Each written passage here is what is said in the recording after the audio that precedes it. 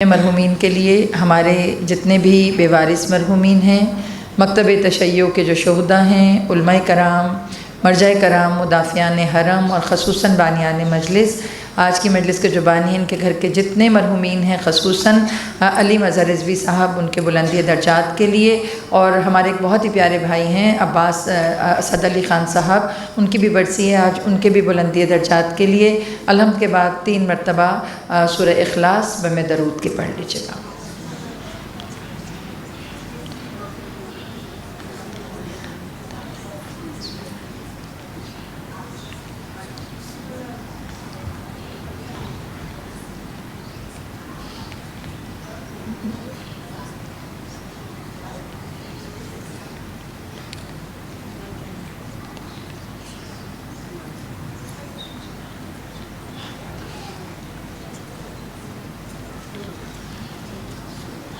چل فرج مجمعین، درود بر محمد والے محمد۔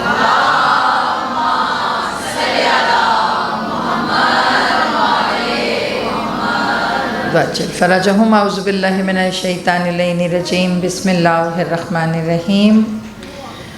الحمدللہ رب العالمین والعاقبۃ للمتقین والنار للمخلدین، الصلاۃ والسلام علی اشرف الانبیاء والمرسلین۔ درود پڑھیے محمد والے محمد۔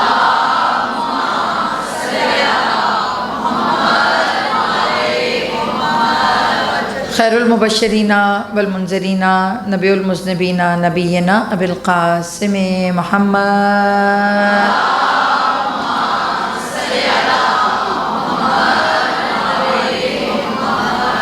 وأہل بیت طیبین الطاہرین المعصومین، اما بعد فقد قال اللہ تبارک و تعالی فی کتابہ المتین والفرقانہ الحمید وقولہ الحق بالحق، صلوات۔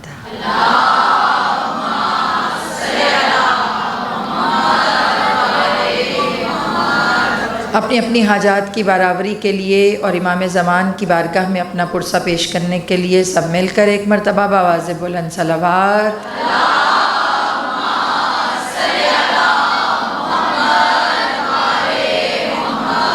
عجل فرجہم اجمعین۔ مومنات گرامی، آخری ایام عزا چل رہے ہیں، اور یہ جو ربیع الاول کی مجالس ہوتی ہیں، اصل میں یہ ربیع الاول کی مجالس ہمارے 2 مہینے کی جو کاوش ہے، 2 مہینے کی جو محنت ہے، اس محنت کو رسول خدا کے توسط سے خدا کی بارگاہ میں پیش کرنے کا ذریعہ ہے۔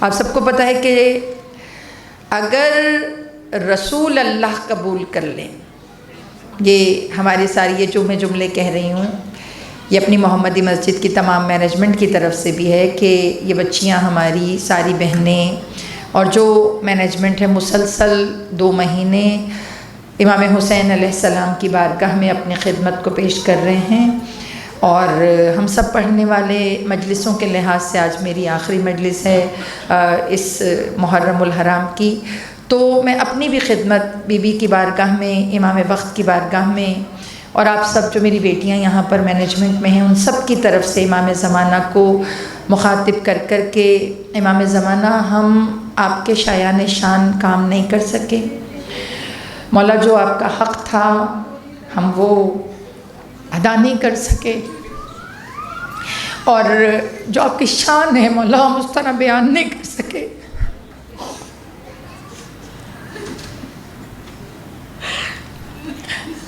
مولا بس آپ جس طرح بھی ہم نے کیا ہے اپنی بارگاہ میں قبول کیجئے گا، اور مولا اگر کہیں کوئی کمی ہو، کہیں کوئی غلطی ہو، مولا ہماری مینجمنٹ کی طرف سے اگر کوئی بات کسی بھی عزادار کے دل پہ ناگوار گزری ہو تو آپ سب جو ہے وہ درگزر کیجئے گا امام وقت کی بارگاہ میں، ان کے صدقے میں، کیونکہ آج ہم سب ان کی بارگاہ میں بیٹھے ہیں، اور یہ ان کا احسان ہے کہ وہ ہم جیسے گناہ گاروں کو اپنے جد کی نوکریوں کے لیے بلاتے ہیں، ہمیں یہاں پر مطلب جو بھی ہماری حیثیت ہے اس حیثیت سے بہت بڑھ کر عزت بھی دیتے ہیں، بہت بڑھ کر وقار بھی دیتے ہیں۔ تو بس یہی دعا کیجئے سارے جو آپ سب ہیں کہ جتنے بھی عزا خانے ہیں جنہوں نے جس طرح کام کیے ہیں، مولا ہم سب کا آنا آپ سب کا، کیونکہ آپ بھی مسلسل 2.25 مہینے اس فرش عزا سے منسلک رہے ہیں، آپ اپنی بھی خدمت کو جاتے ہوئے امام زمانہ کی بارگاہ میں پیش کیجئے گا اور کہیے گا مولا ہم بھی اس طرح حق پرسہ نہیں ادا کر سکے مولا جو حق تھا، کیونکہ آپ کا نقصان بہت بڑا ہو گیا اور ہم اس نقصان کا اتنا سا بھی ازالہ ہمارا گریہ نہیں کر سکا۔ بس یہ کر دیجئے گا کہ ایک نظر کرم ہم پہ ڈال دیجئے، کیونکہ ہم یہاں پر آج کیونکہ 11ویں امام کی مجلس ہے اور میں تذکرہ بھی انہی کا کروں گی انشاءاللہ۔ آیہ مبارکہ آیہ مودت ہے، اس کو سرنامہ کلام بنا کر سورہ شورى کی آیہ مبارکہ 23، اور یہ بہت سالڈ آیت ہے، بہت مضبوط آیت ہے۔ آیت ہے کہ جس میں خدا آپ سے اجر رسالت طلب کر رہا ہے۔ اجر رسالت صرف ایک امام سے محبت نہیں ہے، ہر امام ہمارے لیے اتنا ہی مہم ہے، اتنا ہی امپورٹنٹ ہے جیسے امام اول۔ یاد رکھیے آج کیونکہ امام حسن عسکری کا تذکرہ ہے تو عظمت تو ان کی بھی یہ ہے کہ پورے 12 میں 2 ہی علی ہیں اور 2 ہی حسن ہیں، ایک پہلا حسن اور ایک آخری حسن، یعنی کہ جو امام حسن سے مربوط ہے آج ہم ان کا تذکرہ کریں گے۔ اور سورہ شورى کی آیہ مبارکہ بہت مشہور و معروف آیت ہے کہ جس کو ہم سرنامہ کلام بنا رہے ہیں کہ قل لا اسألکم علیہ اجرا الا المودۃ فی القربى۔ درود پڑھیے محمد والے محمد۔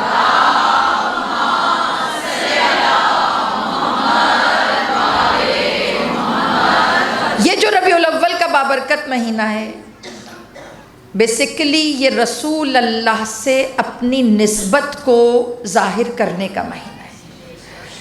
یاد رکھیے رسول سے جڑیں گے تو آپ 12 سے خود ہی جڑ جائیں گے۔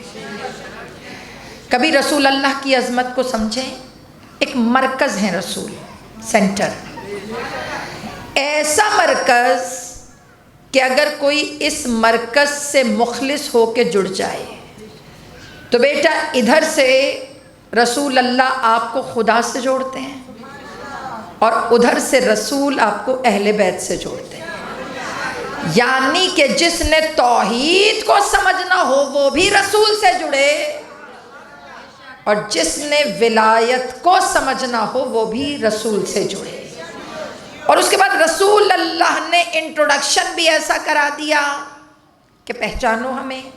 یہ جو ابھی میں نے آیت پڑھی ہے، یہ جو آپ 2 مہینے فرش عزا پہ بیٹھے ہیں، اصل میں یہ فرش عزا پہ نہیں بیٹھے، اجر رسالت دے رہے ہیں، پے کر رہے ہیں آپ رسول کو۔ رسول کو دولت تھوڑی چاہیے۔ اگر رسول، آپ کو پتہ جب رسول نے یہ آیت پڑھی نا، رسول نے کہا لا اسألکم علیہ اجرا، میں تم سے کچھ نہیں مانگ رہا اپنا اجر، تو آپ کو پتہ ہے عربوں نے رسول اللہ کو کیا کہا؟ یا رسول اللہ بتائیے ہم جتنے دولت کے انبار ہیں آپ کے قدموں میں لگا دیں کہ آپ نے ہمیں جہالت سے باہر نکالا، آپ نے ہمیں ظلمت کے اندھیروں سے نکال کر نور کے رستے پہ گامزن کر دیا۔ بیٹا یہ تو فیصلہ انشاءاللہ محشر میں ہوگا کہ کون صحیح راستے پہ ہے کون غلط راستے پر، مگر ایک تسلی ضرور ہے کہ ہم جن سے بھی جڑتے ہیں وہ ہمیں لے جاتا رسول کے پاس ہی ہے، چاہے ہم حسن کا تذکرہ کریں چاہے حسین کا تذکرہ کریں۔ اور یہ آخری مجلس ہے، یہ جو 8 مجلسیں ہیں، ان 8 مجلسوں کا اعجاز یہ ہے کہ شروع رسول سے ہوتی ہیں اور ختم امام وقت پہ ہوتے ہیں۔ آپ کا عقیدہ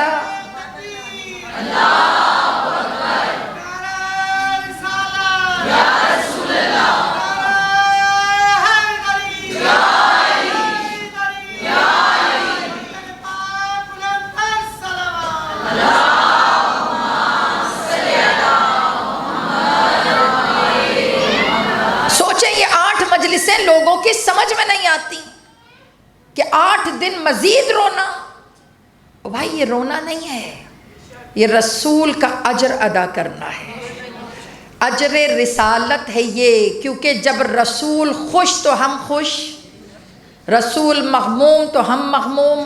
کیسے ممکن ہے کہ رسول مغموم ہو اور آپ خوش ہوں اور اللہ اس خوشی کو عبادت سمجھے؟ میں اپنے تمام بہن بھائیوں سے کہتی ہوں کہ جو آغاز ربیع الاول میں روشنیاں کرتے ہیں، چراغاں کرتے ہیں، ایک دفعہ تاریخ پہ نظر ڈال لیں، تاریخ پہ نظر ڈال کے دیکھیں کہ کیا جب آپ خوشیاں منا رہے ہوتے ہیں تو کیا رسول بھی خوش ہوتے ہیں؟ نہیں ہے نا؟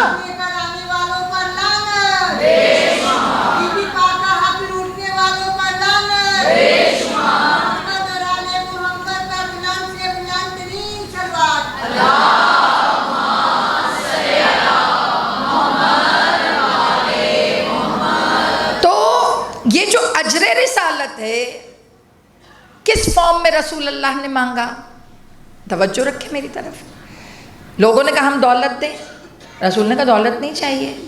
لوگوں نے کہا یا رسول اللہ پھر ہم عبادت بہت زیادہ کریں، آپ نے ہمیں عبادت سکھائی ہے، نمازیں سکھائی ہیں، تو رسول اللہ بتائیے اجر کی فارم میں آپ کو کیا چاہیے؟ ہم نوافل پڑھ لیں ہزار ہزار، ہم وہ نوافل پڑھ کے آپ کو ہدیہ کر دیتے ہیں۔ رسول نے کہا عبادت بھی نہیں چاہیے۔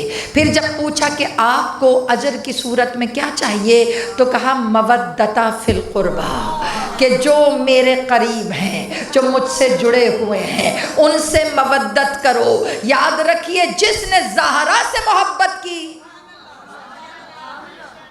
جناب فاطمہ سے جو جڑ گیا وہ پھر ڈائریکٹ 12ویں تک آتا ہے، کیونکہ جو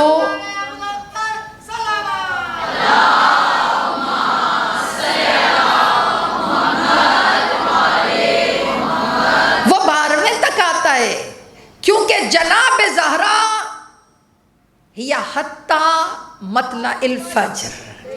جب آپ سورہ قدر پڑھتے ہیں تو علماء کہتے ہیں شب قدر فاطمہ ہے اور اس کی طلوع فجر امام زمانہ ہے۔ کہا جس نے کمال جناب زہرا کو دیکھنا ہو وہ ظہور کی دعا کرے، کیونکہ اجر رسالت 12ویں کی پیروی کرنا ہے۔ بیٹا یہ جو امام حسن عسکری علیہ السلام ہیں،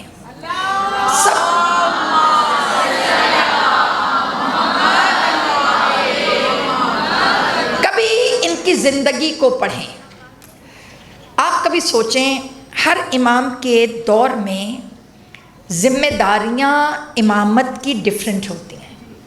سوچیں بھلا میں کیا 28 سال کے امام ہیں، 4 سال کی عمر میں یہ امام مدینہ سے سامرہ آئے ہیں، 4 سال کے جب وہ تھے اس کے بعد تقریباً 24 سال سامرہ میں رہے، 24 سال سامرہ میں سے 22 سال، سخت جملہ دے رہی ہوں بیٹا، قید میں رہے۔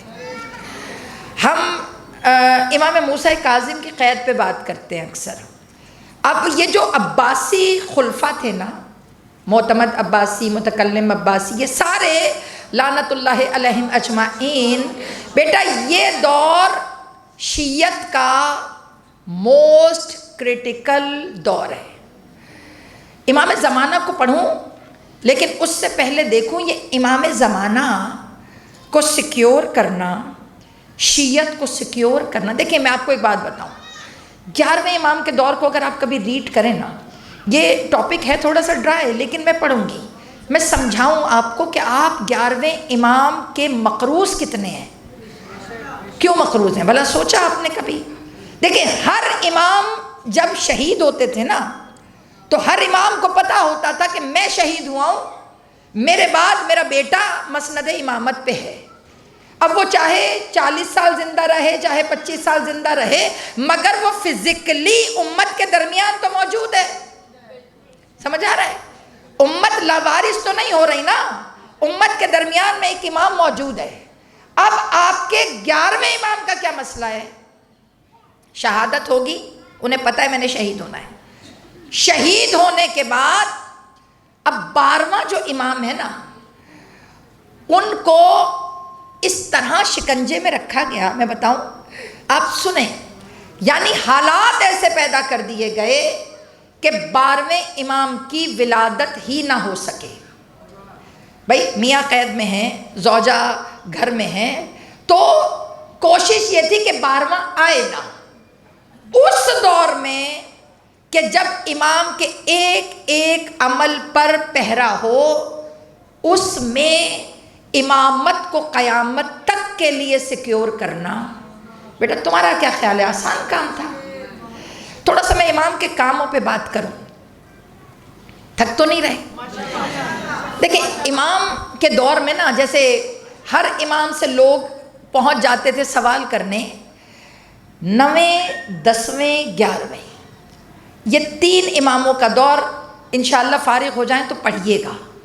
بہار الانوار ہی پڑھ لیں، چلے بہار الانوار میں مختصر صحیح مگر آپ کا تھوڑا سا کانسیپٹ تھوڑا سا کلیئر ہوگا۔ دیکھیں 9ویں امام 25 سال میں شہید، 10ویں امام کی عمر بھی انڈر 40 اور 11ویں امام 28 سال میں، یہ 78 ایئرز میں 3 امام شہید۔ 70 سالوں میں یہ جلدی جلدی کیوں شہید کر رہے ہیں؟ اس لیے کر رہے ہیں تاکہ 9واں 10واں 11واں جائے، تاکہ 12واں آئے، ہم 12ویں کو بھی ختم کریں اور امامت کا سلسلہ ختم کر کے ہم اپنا سلسلہ امامت شروع کر دیں۔ اب اس دور میں ولادت بھی ہو امام کی، ولادت ہونے کے بعد امام کو سیکیورٹی بھی دینا، اور بیٹا پتہ ہو کہ میں چلا جاؤں گا، میرے بعد جو میرا بیٹا ہوگا وہ ظاہر بھی نہیں ہوگا، وہ دنیا میں ہوگا، لوگوں کو ان کا چہرہ بھی دکھانا ہے، لوگوں کا ان پہ یقین بھی کروانا ہے، اور لوگوں کو اس بات کے لیے بھی تیار کرنا ہے کہ یہ درمیان میں ہوگا اور نظر بھی نہیں آئے گا۔ کیا خیال ہے آپ کا؟ It's the easy task? کبھی 11ویں امام کی زندگی پر بات کریں، 11ویں امام کو سمجھیں تو غیبت امام سمجھ میں آئے آپ کو۔ اچھا کبھی آپ دیکھیں اتنا ایزی ایسا والا ماحول نہیں تھا کہ ہم شیعہ سارے بیٹھے، میں مجلس پڑھ رہی ہوں، آپ نے نعرہ لگایا، آپ نے سارے کے سارے شیعہ ایک دوسرے، اس زمانے میں آپ ایک دوسرے کو بتا بھی نہیں سکتے تھے کہ میں شیعہ نے علی ہوں۔ مجمع سارے شیعوں کا ہوتا تھا، مثال دوں، مگر اس کے اندر کوئی ایک دوسرے کو بتا نہیں سکتا تھا کہ میں اہل تشیع ہوں۔ وجہ کیونکہ آپ کو یہ نہیں پتا ہوتا تھا کہ آپ کے ساتھ کون بیٹھا ہے۔ ہو سکتا ہے آپ کے ساتھ گورنمنٹ کا نمائندہ بیٹھا ہو، آپ کہیں بھائی تم بھی، میں کالے کپڑے تم نے بھی پہنے، تم نے بھی پہنے، آپ محبت میں جیسے ہم ایک دوسرے کا منہ چوم لیتے ہیں، پیار کر لیتے ہیں۔ اس زمانے میں کوئی بتا نہیں سکتا تھا کہ میں علی کا چاہنے والا۔ آپ کو ایک بات بتاؤں، ہفتے میں 2 دن یہ معتمد عباسی امام کو نکالتا تھا قید خانے سے۔ میں ذرا بتانا چاہ رہی ہوں کہ آپ یہ سوچیں کہ کیسا دور تھا۔ اچھا ظاہری طور پہ قید نہیں ہے، لوگوں کو بتا رہے ہیں کہ نہیں امام تو گھر میں ہے، گھر میں ہے مگر نظر بند ہے۔ آپ گھر میں، میں آپ کو نکلنا ہی نہ دوں تو بیٹا قید ہی ہے نا۔ اچھا 2 دن ہفتے میں یہ نکالتے تھے امام کو گھر سے باہر، ایسے دکھاتے تھے کہ جیسے ہم امام نارمل واک پہ نکلے ہیں یا گھر سے باہر نکلے ہیں۔ آپ کو بتاؤں گھر سے باہر کیوں نکالتے تھے امام کو؟ تاکہ لوگوں کی آنکھوں میں شناسائی سے جج کریں کہ کتنے شیعہ موجود ہیں۔ دیکھو بیٹا ایک عالم دین ہی سڑک پہ سے گزر جائے نا تو آپ کے چہرے کا رنگ بدل جاتا ہے۔ مولانا صاحب قبلہ صاحب کوئی گزر رہے ہیں، آپ دیکھیں گے اچھا یہ نوحہ خان کوئی بہت مشہور آ جائے، آپ کی آنکھوں میں ایک دم سے نا کلر چینج ہو جاتا ہے، آپ کے چہرے کا رنگ چینج ہوتا ہے۔ آپ کو پتہ یہ سڑک پہ کیوں نکالتے تھے مولا کو؟ تاکہ اگر کوئی مولا کا عاشق ہو وہ مولا کو دیکھے، اور وہ چہرے نوٹ کرتے تھے کہ کون کون ہے جو اہل بیت کا چاہنے والا ہے۔ آپ کو پتہ امام کیا کرتے تھے؟ تڑپ کر کوئی سلام اگر کر لینا، السلام علیکم مولا، آپ کو پتہ مولا کیا کرتے تھے؟ مولا دیکھتے تھے اور دیکھ کے ایسے نظروں میں اجنبیت لاتے تھے کہ اگلے کو لگے کہ مولا نے مجھے پہچانا ہی نہیں۔ مولا کہتے تھے تمہیں غلط فہمی ہوئی ہے، سلام کا جواب نہیں دیتے تھے، گزر جاتے تھے۔ تو کسی دکھی شیعہ نے نا مولا کو خط لکھا، مولا کو کہا مولا آپ امام ہیں، مولا ہم آپ کے عاشق ہیں، مولا جب ہم آپ کو سلام کرتے ہیں آپ جواب تو دے دیا کریں، مولا ہمارا دل بڑا ہو جائے گا، آپ نے ہمیں جواب دیا۔ آپ کو پتہ ہے مولا نے جملہ کیا کہا؟ کہا میں تمہیں جھک جھک کر 10 دفعہ جواب دوں مگر مجھے تمہاری زندگیاں عزیز ہیں. اگر میں نے تمہیں جواب دے دیا تو تمہیں نہیں پتا کل کو صرف تمہارا گلا نہیں کٹے گا، پوری نسل تمہاری یہ بنو عباس تباہ کر دیں گے. تب یہ عباسی جتنے بھی ہیں یہ گلے کاٹ دیں گے تمہارے. اب سوچیں اس ماحول میں، اب میں یہاں سے مجلس کا آغاز کروں. امام کے حکمت عملی، امام کی اسٹریٹجی، امام نے کیا کیا. دیکھو بیٹا، تھک تو نہیں رہے، بور بھی نہیں ہو رہے. میں تھوڑا سا نا، دیکھو آپ کے گھر میں وہ تعقیبات کی کتاب ہے نماز والی، ماشاءاللہ وہ چھوٹی گرین والی سب کی جا نمازوں میں ہوتی ہے. اس کے پیچھے امام کا ایک قول لکھا ہے، کبھی پڑھا ہے آپ نے؟ مومن کی 5 نشانیاں. مومن کی 5 نشانیاں، اور وہ 5 نشانیاں کس نے بتائی ہیں؟ امام حسن عسکری علیہ السلام نے مومن کی 5 نشانیاں بتائی ہیں کہ مومن کی یہ 5 نشانیاں مومن میں ہوتی ہیں. وہ 5 نشانیاں کون سی ہیں؟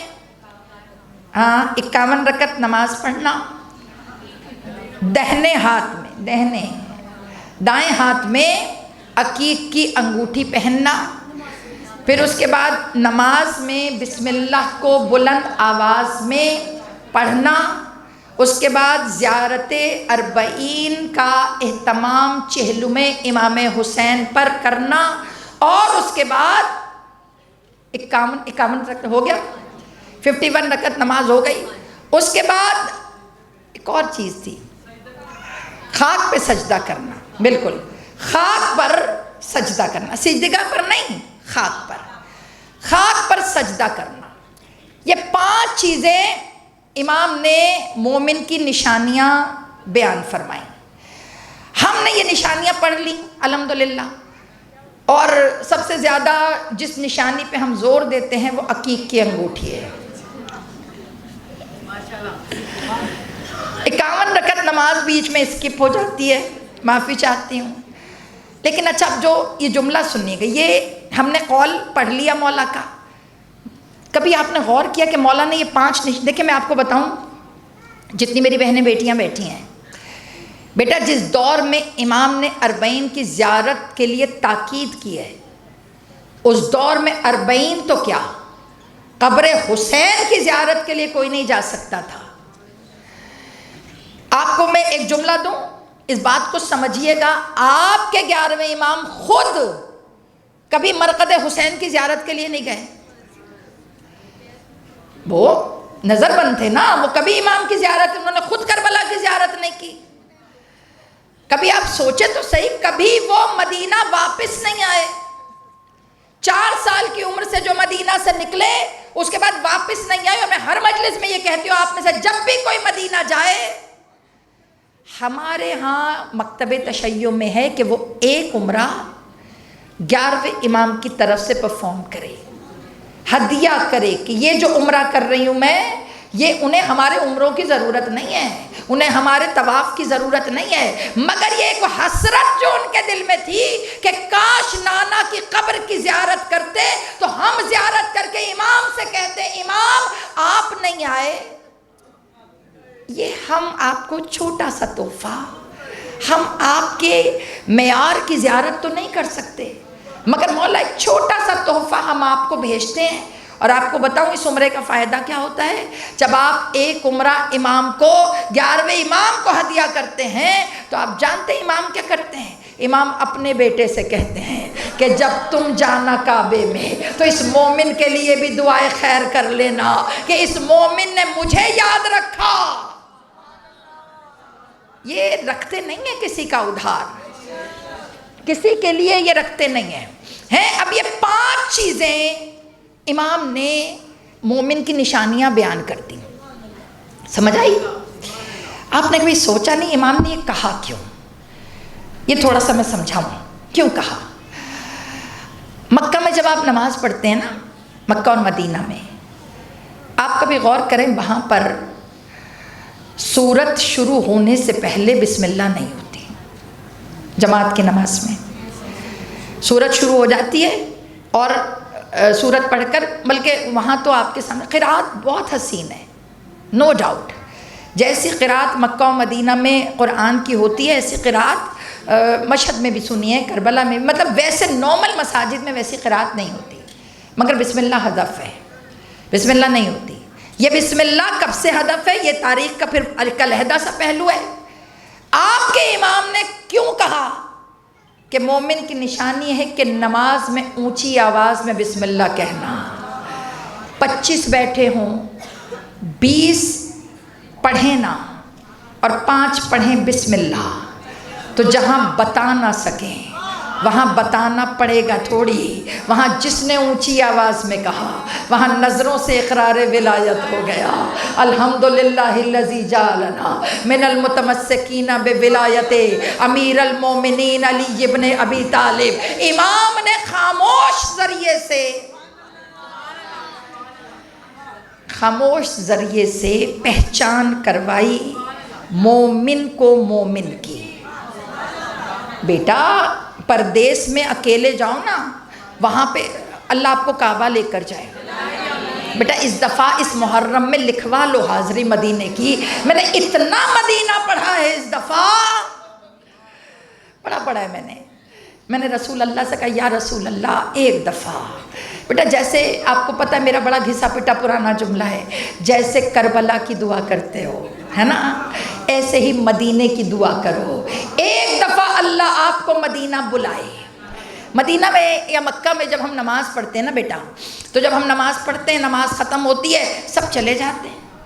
اب جب سب اٹھ جاتے ہیں تو 4 بیٹھے رہ جاتے ہیں جو تسبیح پڑھ رہے ہوتے ہیں. آپ کو سمجھ آ جاتا ہے یہ جو پڑھ رہا ہے یہ کوئی اور نہیں ہے. اہل بیت نے آپ کو وہاں جوڑا جہاں منہ سے بیان کرنے کی ضرورت نہیں ہے. وہ امام حسن عسکری کے کام کیا ہیں، انہوں نے قیامت تک کے لیے ایک سسٹم بنا دیا کہ منہ سے نہ بولو، تمہارے چہرے پہچان کروائیں گے کہ تمہارا تعلق کس مکتبہ فکر سے ہے. بیٹا انہوں نے کیا کیا. ایک اور جملہ دو، میں مومن کی نشانیوں کی لاجکس بیان کر رہی ہوں، لاجکس کو سمجھیں. بسم اللہ سمجھ میں آ گئی، اونچی آواز میں بسم اللہ تاکہ مومن کو پہچان لے. اس کے بعد مولا نے جملہ کہا خاک پہ سجدہ کرتا ہے. سجدگاہ تو پھر بہت بعد میں جب امام حسین کے قبر اطہر کو ریکگنائز کیا گیا، ورنہ سب سے زیادہ 7ویں امام کے دور میں جو ہارون الرشید مامون الرشید، ان کے دور میں سب سے زیادہ منہدم کی گئی ان کی قبر.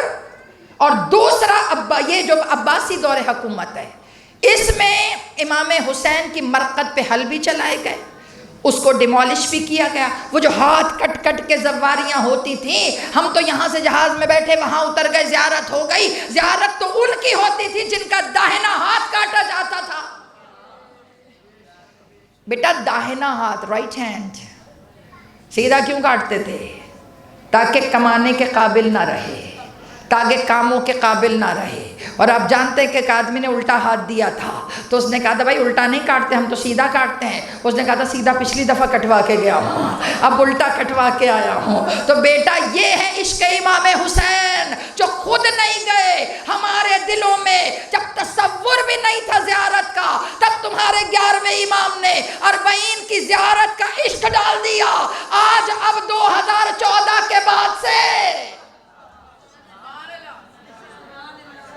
اس سے پہلے بیٹا زیارت 40 کا کانسیپٹ ہی نہیں تھا. کہاں کانسیپٹ؟ وہ امام 260 ہجری میں بات کر رہے ہیں زیارت 40 مومن کی نشانی ہے. اس زمانے میں لوگوں کی سوچ بھی نہیں تھی کہ 40 پہ بھی کوئی جائے گا. حسین کے روضے پر، روضے پہ جانا مشکل جائے کہ چہلم کا جلوس. کیسا جملے کو پورا کیا 11ویں امام کے 12ویں بیٹے نے.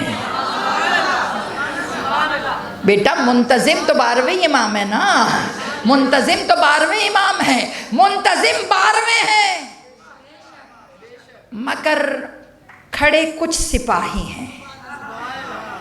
اب ایک سوال پوچھوں، ٹھیک ہے، خاک پہ سجدہ کرنا، سجدگاہ کا تو کانسیپٹ ہی نہیں تھا 11ویں امام کے دور میں، یہ سجدگاہ کہاں تھی؟ امام حسین کے مرقد کی مٹی کوئی لینے دیتا تھا؟ ان کے ہاں تو بدعت ہے۔ مگر مولا نے کہا خاک پہ سجدہ کرے گا جو مومن ہوگا۔ چٹائیاں بچھی ہوتی تھی نا، تو چٹائیوں پہ جب جماعت ہوتی تھی، تقیہ کا دور تھا، سجدگاہ اس طرح نہیں جیسے پہلے پرانے مکہ مدینہ ہم جاتے تھے، ہم سجدگاہ رکھتے تھے، اٹھا کے لوگ پھینک دیتے تھے۔ جنہوں نے کیا ہے تو تب ہمارے علماء نے فتویٰ دیا تھا نا کہ جو ماربل ہے آپ اسی پہ کر لیا کریں تاکہ سجدگاہ کی بے حرمتی نہ ہو۔ اس زمانے میں تقیہ میں جیسے سب پڑھ رہے ہیں، شیعہ بھی بیچ میں کھڑے ہیں۔ اب جب شیعہ بیچ میں کھڑے ہیں تو وہ کیا کرتے تھے؟ چٹائی ہٹا کر خاک پہ سجدہ کر لیتے تھے۔ جب وہ خاک پہ سجدہ کرتے تھے تو جب پیشانی اٹھاتے تھے تو ہلکی سی مٹی لگی ہوتی تھی، جس کے مٹی لگی ہوتی تھی اسے پتہ چل جائے۔ یہ کنیکشن تھا بیٹا، سمجھو یہ واٹس ایپ گروپ بنا کر چلے گئے امام کہ جو خاک پہ سجدہ کرتا ہے اسے پتہ چل جاتا ہے کہ یہ علی کا چاہنے والا ہے۔ امام نے پوری نیٹ ورکنگ کی۔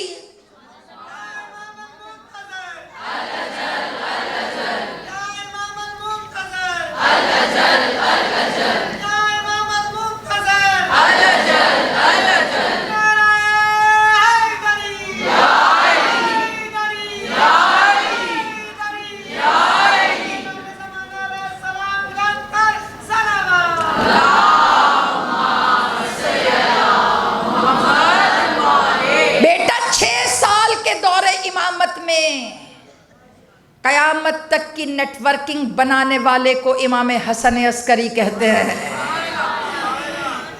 بے وارث نہیں چھوڑ کے گئے تمہیں، بیٹا ہے۔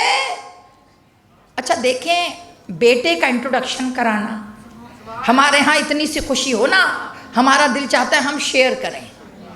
اہل بیت کے بارے میں سوچیں، کمال 12واں بیٹا ہو گیا جس کے منتظر خود 11 امام ہوں، جن کی بشارت خود رسول دے کر جائے، اس کی ولادت ہو اور باپ کسی کو بتائے نا۔ امام نے اعلان نہیں کیا نا، امام نے تھوڑی اعلان کیا کہ بیٹا ہو گیا۔ کیوں؟ اگر اعلان کر دیتے تو بیٹا قتل کر دیتے وہ 12ویں امام کو۔ روزانہ دائیاں آتی تھی حرم امام حسن عسکری میں، جناب موسیٰ کے دور کی طرح چیک اپ ہوتا تھا کہ کسی کے پاس آثار تو نہیں ہے کہ ولادت ہو جائے۔ جس دن امام کی ولادت ہونی تھی اس دن 11ویں امام نے اپنی پھوپھی جناب حکیمہ خاتون کو روکا کہ پھوپھی اماں آج آپ رک جائیں۔ انہوں نے پوچھا کیوں؟ کہا آج آپ کی ضرورت ہے۔ کہا کس لیے؟ کہا 12واں آنے والا ہے۔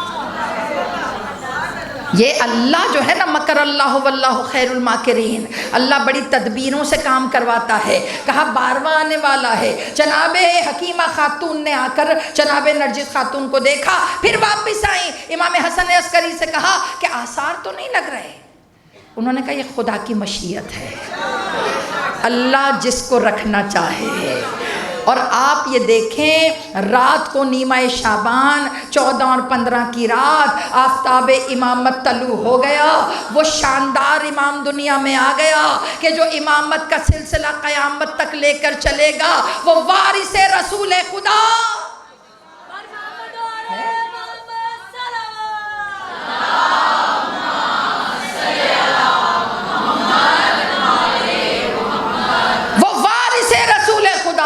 آ گیا اور امام بتا نہیں رہے کسی کو۔ سوچیں کتنی بڑی خوشی چھپائی امام نے۔ 5 سال کے ہو گئے آپ کے امام، 250 میں 55 میں ولادت، 2060 میں امام کی شہادت۔ 5 سال 4.5 سال کے امام ہیں۔ تب امام نے کیا کیا؟ اپنے 2 چاہنے والوں کو بلایا جو خالص تھے۔ بیٹا وہ بھی ایسے نہیں آتے تھے کہ آگے ملنے آ رہے ہیں امام سے، کوئی سبزی بیچنے والا بن کر، کوئی تیل کے کنستر اٹھا کر، اس میں لوگوں کے کوسچنز رکھ کر، اس میں خمس کی اماؤنٹ رکھ کر، یاد رکھنا پوری نیٹ ورکنگ قیامت تک کے لیے جس امام نے پوری دنیا میں ایک فائنینس کا نظام بنایا وہ تمہارے امام حسن عسکری ہیں، جنہوں نے حق امامت کا شعور دیا۔ خمس حق امام ہے، یہ تھوڑی کہ جس کو آپ کا دل چاہے دے دیں، ایسے نہیں، اس کے 2 حصے اسی لیے امام نے کر دیے، ایک سہم امام، ایک سہم سادات۔ سہم امام صرف مرجع تک جائے گا، سہم سادات اپنے مرجع کی اجازت سے، مرجع کی اجازت سے، اپنی مرضی سے نہیں، وہ اجازت دے، پھر آپ نے وہ اماؤنٹ سب سے پہلے اپنی فیملی، غریب سید جو آپ کے خاندان میں ہے اس کو دے، وہ نہیں ہے تو پھر باہر، باہر نہیں ہے تو پھر اور باہر، لیکن اجازت کے ساتھ۔ 2 حصے امام نے نیٹ ورکنگ بنائی۔ امام سامرہ میں تو بیٹا مدینے سے بھی تو خمس آنا ہے، امام سامرہ میں کربلا سے بھی تو آنا ہے۔ اب تم سب سے پوچھوں، امام تو نظر نہیں آ رہے، تو بیٹا یہ جو اماؤنٹ ہے یہ دینی کس کو ہے؟ اپنے مسئلے پوچھنے کس سے ہیں؟ اپنے آپ کو جو ہے وہ امام سے رجوع کیسے کرنا ہے؟ امام سے لنک کیسے کرنا ہے؟ امام تو ایک ہے، وہ بھی نظر بند ہے، تو اس زمانے میں امام تک پہنچنا کیسے ہے؟ تو پتہ چلا امام نے ایک نیٹ ورکنگ بنا دی کہ جس میں کچھ لوگوں کو علم سکھا کر لوگوں سے کہا ان سے رجوع کرو۔ اب بڑا جملہ دے رہے ہیں، رجوع کرو مطلب کوئی مسئلہ ہے تو سوال ان سے کرو۔ اب اس میں مسئلہ کیا ہے؟ نیٹ ورکنگ امام نے بنا دی، میں نظر نہیں آ رہا، جن کو میں نے نائب بنا دیا ان سے رجوع کر لو۔ اس رجوع کے لفظ کو جس سے رجوع کیا جائے اسے مرجع کہا جاتا ہے۔ مرجع کا مطلب ہے جس سے رجوع کیا جائے، اور رجوع جس سے کیا جائے اس کے نیٹ ورکنگ کو مرجیت کہا جاتا ہے۔ تو بیٹا مرجیت ظہور تک 11ویں امام کے نظام کو چلانے کا نام ہے۔ سمجھ آ رہی ہے؟ سمجھ آ رہی ہے؟ مشکل بات کر رہی ہوں نا؟ مرجیت ظہور تک نظام امامت کو چلانے کا نام ہے۔ اب سمجھ میں آیا لوگ اینٹی مرجع کیوں ہیں؟ لوگ مرجیت کے خلاف گفتگو کیوں کرتے ہیں؟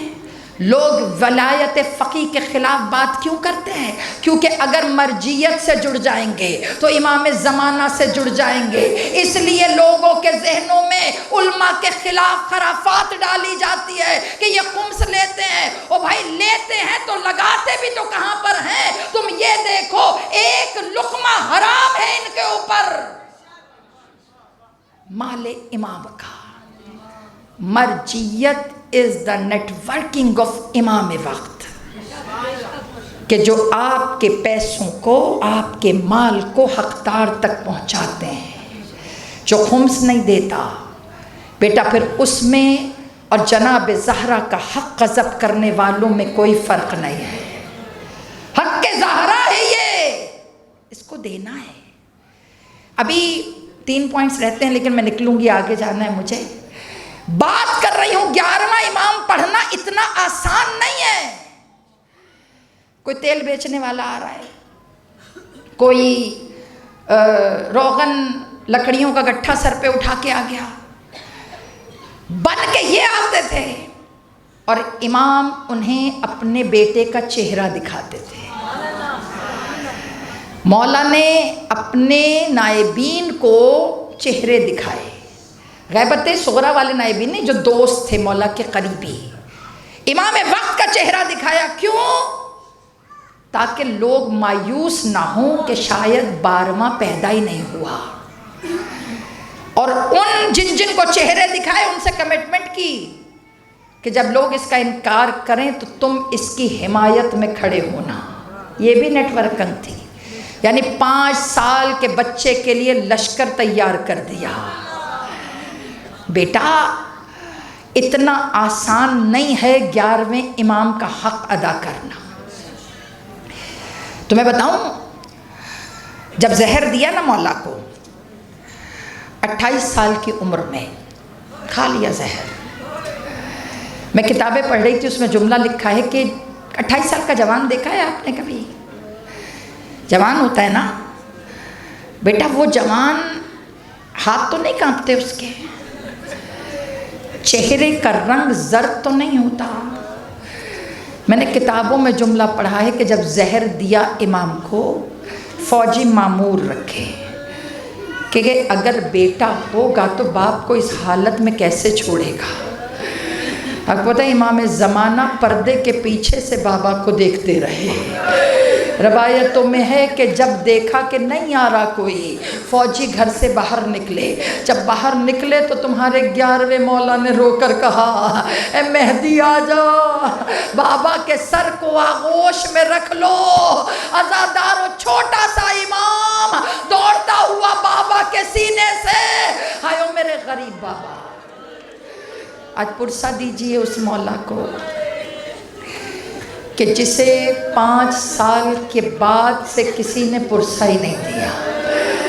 عزادارو، ہمارے ہاں جب نماز جنازہ ہوتی ہے نا، تو نماز جنازہ کے بعد جو قریبی بڑے بڑے ہوتے ہیں نا، وہ یتیم بچوں کو سینے سے لگاتے ہیں۔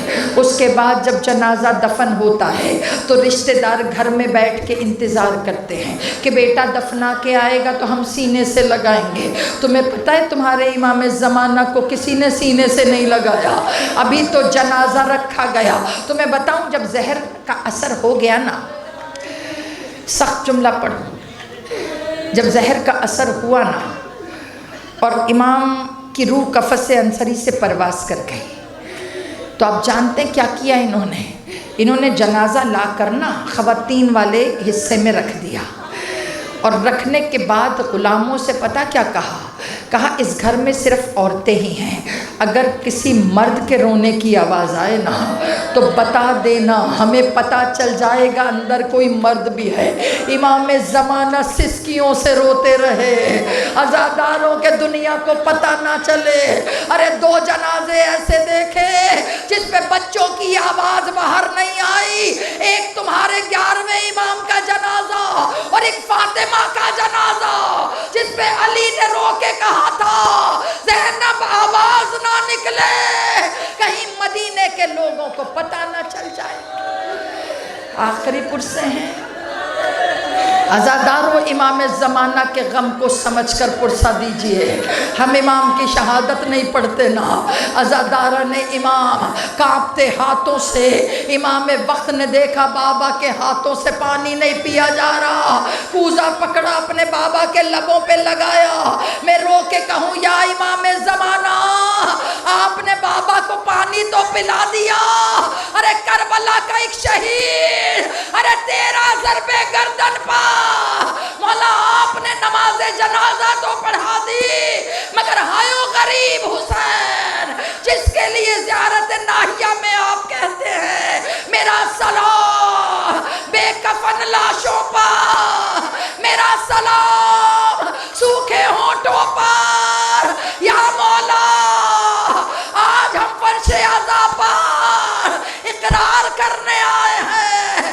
مولا فرش عزا سمٹ رہی ہے، مولا آپ کے غم کی چادر سمٹ رہی ہے، مگر مولا ہم آپ کو نہیں چھوڑ رہے، مولا ہم آپ کی خوشیوں میں خوشیاں، آپ کے غموں میں غم، کیونکہ مولا آج ہم سب آئے ہیں کیونکہ ہمیں جناب زینب نے بلایا ہے۔ مدینے کے باہر بیٹھی ہوئی زینب، اجڑا ہوا گھر، ارے جیسے ہی محمل پر جناب کلثوم نے دیکھا، ہائے رو کے کہا، ہائے نانا کا گنبد نظر آ گیا، نانا اجڑا ہوا قافلہ، نانا حسین مارا گیا، نانا اکبر کا پرسہ، الا لعنت اللہ علی القوم الکاذبین۔